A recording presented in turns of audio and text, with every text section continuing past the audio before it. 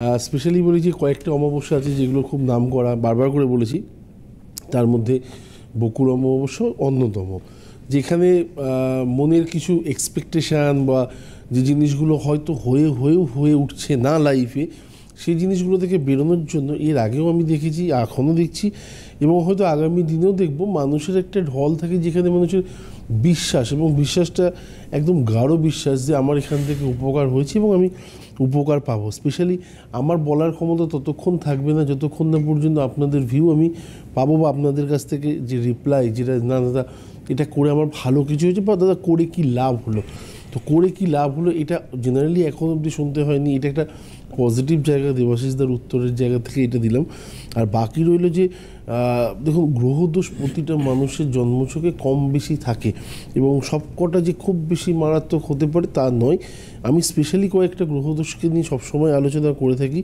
বৃহস্পতি রাহু ভাগ্য বিড়ম্বনার কারণ, শনি এবং চন্দ্র হতাশাজনক একটা পার্ট। লাইফে যতই শান্তি থাকুক, যতই অর্থ থাকুক না কেন, কোথাও না কোথাও একটা এমন হতাশা ঘিরে থাকে মনের মধ্যে। যাদের জন্মছক আছে তারা একবার মিলিয়ে দেখতে পারেন, এমন নয় যে আমি শুধু ব্যক্তি বিশেষের কথা বলছি।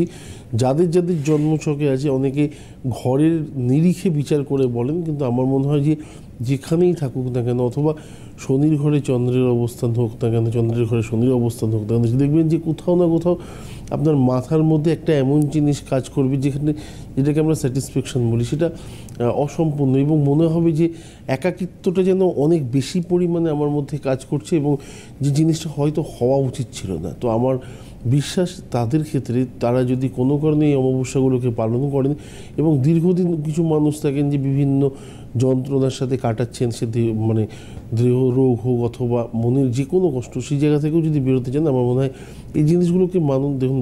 আধ্যাত্মিকতাটা স্পেশালি আমার পরিবারের কেউ তৈরি করেননি, যেটাকে নিয়ে আমি অনেক বেশি করে বলবো, কারণ এটা আপনার আমার পরিবারের মানুষরাই তৈরি করেছেন, এবং যেখানে বিশ্বাসটা আছে এবং প্রসেসটা হয়তো প্রত্যেকের পক্ষে জানা সম্ভব নয়। এক একজন এক একটা সাবজেক্ট চুজ করেছেন লাইফটাকে সেইভাবে এগিয়ে নিয়ে গেছেন। আমার মনে হয় যে আমি এই দিকে আছি, তার জন্য হয়তো এই বিষয়ের প্রতি অল্প বিস্তর কিছু অভিজ্ঞতা আমি আপনাদের সামনে এখানে এসে শেয়ার করতে পারি। এটাই আপনাদের সাথে শেয়ার করা ছিল। এবং যাদের যাদের মনে হয় যে এই অমাবস্যাতে গেলে কী হবে, আমি এমন কখনোই বলি না যে এই অমাবস্যাতে আমার কাছে আসুন বা এই অমাবস্যাতে আসুন, যে কোনো অমাবস্যাতেই আসুন না কেন, যাদের পক্ষে হয়তো সবসময় কিছু করে ওঠা সম্ভব না বা রেডি নন, প্রিপেয়ার্ড ছিলেন না, তাদের ক্ষেত্রেও বলি যে আমার জায়গাটা মোটামুটি প্রত্যেকটা মানুষের জানা আছে, যে কোথায় দেবাচার্যের কাজ হয়, যজ্ঞাদি হয়। তো সেই জায়গাটাতে আসুন।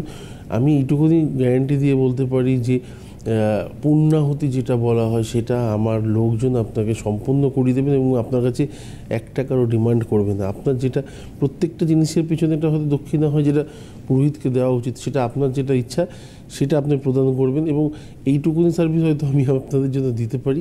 বাকিটা আগামী দিন যদি আরও কিছু সম্ভব হয় অবশ্যই দেবো। আচ্ছা।